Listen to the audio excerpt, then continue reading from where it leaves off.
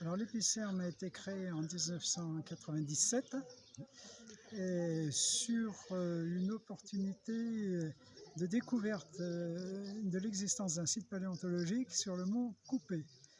Et donc ensuite, à la demande des personnes de la commune, l'activité s'est étendue à toute la recherche sur l'histoire locale. On a sorti du gallo-romain, on a sorti de la paléontologie. Nous avons également sur la commune 2 châteaux qui sont très intéressants, le château des Deux Bouillets au Cluzel et le château du Chassagnon donc, sur Mazera. Nous avons 2 dolmens et comme ce sont des communes fusionnées, puisque les communes de Saint-Èble, de Mazera et de Reillac ont fusionné en 1973, nous avons également 3 églises et une chapelle très ancienne. Au départ, la voie ferrée, nous nous y sommes intéressés à partir de 2012 pour une exposition qui a eu lieu en 2014 pour célébrer les 140 ans de la voie ferrée le puits Saint-Georges-d'Aurac. Gare. J'insiste, puisque Saint-Georges-d'Aurac-Gare est sur la commune de Mazera d'Allier, à la limite des communes de Couteuges et de Cerzat. Voilà, mais pas à Saint-Georges-d'Aurac. D'accord. Voilà. Et donc, on a voulu faire quelque chose sur la ligne à ce moment-là. Et nous avons fait une première exposition, mais qui était surtout limitée à notre secteur, puisqu'on avait travaillé essentiellement à partir de la bifurcation à Saint-Georges-d'Aurac-Gare jusqu'à Fix, jusqu'au tunnel de Fix, c'est-à-dire le versant auvergnat de la ligne, l'autre étant pour nous le versant Vélave, celui qui redescend sur le puits. Et puis à la suite de cette première exposition, on a eu un certain nombre de contacts. Et comme souvent, quand nous faisons des expositions, il arrive à peu près autant de documents pendant l'exposition que ce que nous avions pu exposer. Et là, nous avons eu un contact, entre autres, avec Pierre Simonet, qui, avec Jean-Paul Pignède, faisait à ce moment-là la rédaction du livre sur la ligne des Cévennes, qui est paru en 2015. Et Pierre Simonet m'a dit très gentiment qu'en ramassant leurs documents, ils avaient également recueilli des documents sur notre ligne et qu'il acceptait de les partager, donc il m'a communiqué sa documentation. Nous avons une double, voire une triple approche. Si vous voulez, il y a une première approche qui est de faire l'étude historique de la ligne. Ça, c'est le côté ferroviphile. Et notre association, elle, fait de l'histoire locale.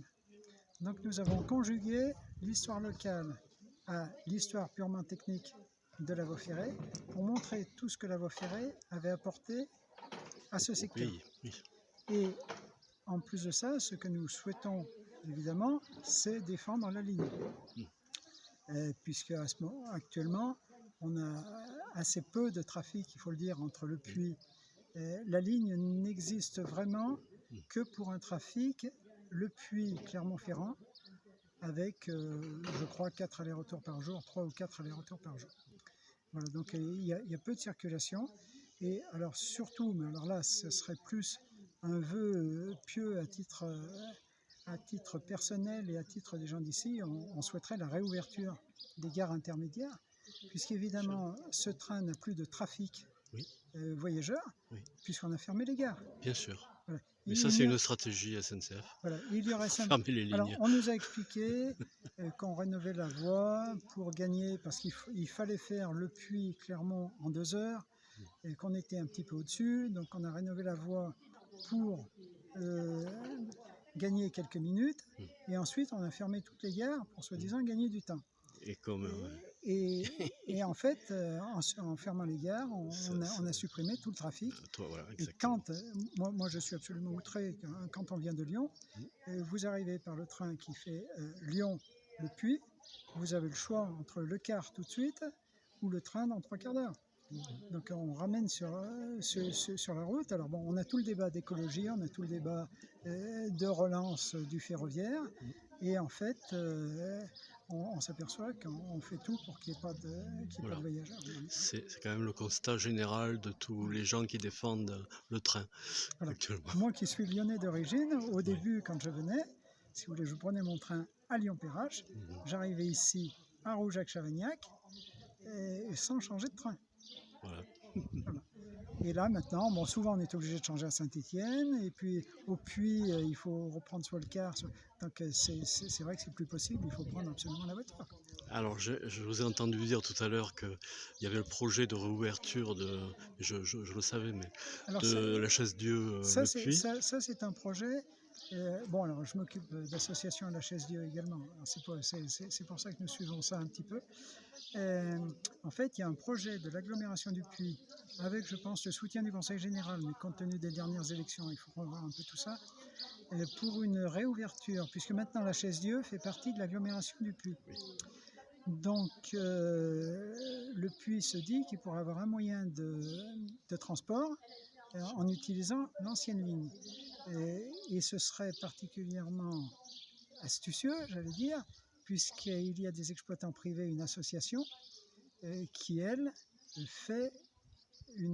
assure une desserte jusqu'à la Chaise-Dieu à partir de la zone du Forez, voilà, du Forez et du Puy-de-Dôme. Voilà.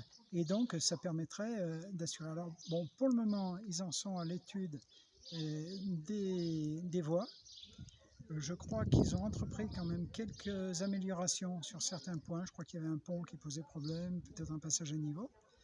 Et on en est là, et ensuite il y aura une interrogation qui se poserait sur le fait de savoir si cette ligne doit être uniquement estivale ou si elle doit être à l'année. Voilà. Mais il est vrai également que les habitants de la Chaise-Dieu sont extrêmement enclavés. On a recherché à la fois les témoins cheminots, à la fois les personnes qui ont bénéficié du développement de la ligne, et puis tous ceux qui ont grandi autour de la ligne. Voilà.